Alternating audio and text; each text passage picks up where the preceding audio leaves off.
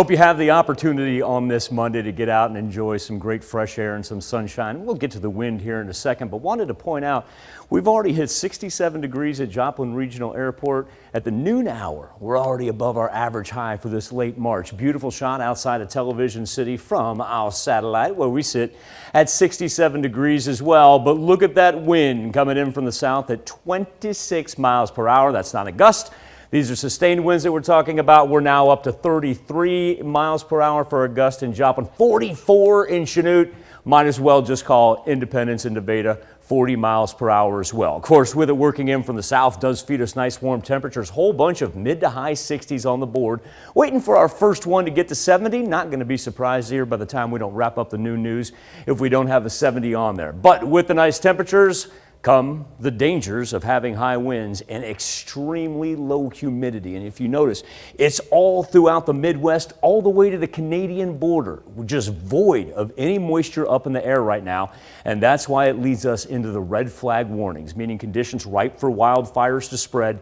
No outdoor burning outside, no outdoor burning period today. And then you go, oh, what's the pink? Well, the pink actually is a high wind warning where they could see gusts in excess of 50 miles an hour by the time we get to the afternoon. Now, as far as the Skywatch Storm Tracker goes with our sweeping radar, and this includes our cloud cover from the satellite picture, absolutely clear as a bell, just absolutely gorgeous as we see a whole bunch of the warmth just make its way straight up out of Texas, all the way up into the Dakotas. Did you notice? A little bit cooler up there? Well, here's why. We've got some cold Canadian air that's attempting to drop down, putting itself in a low pressure system. We've got the high that's now moved off to the southeast of us.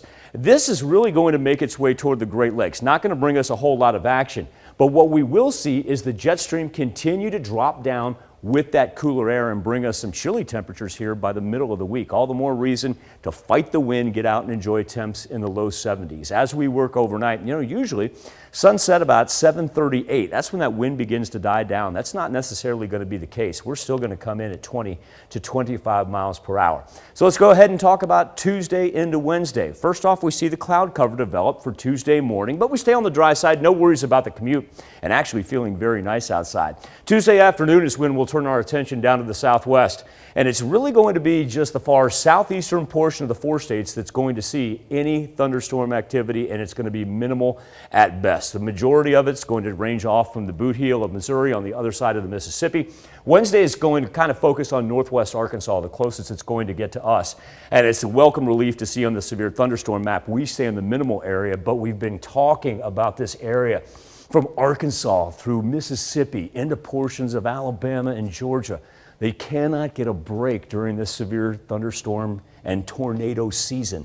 So that's kind of what we'll look at from a national perspective as we make it into the middle of the week. Tanya, we look at our temperatures Wednesday and Thursday. That's that cold Canadian air, drops us down to the 50s, but then a great rebound for Easter weekend as we've got mostly sunny skies and around 70 just in time for the kids if they're Easter egg hunting, or if you're just trying to accomplish a family picture, it's going to be perfect for it. Nice. Yeah, you can't complain about that. It should be great temperature-wise. And we shouldn't have a whole lot of mud. Hopefully. Yes, that'd be great. Thanks, Michael. We take this time to honor today's four-state hero, Sergeant Matthew Okerson in the U.S. Army.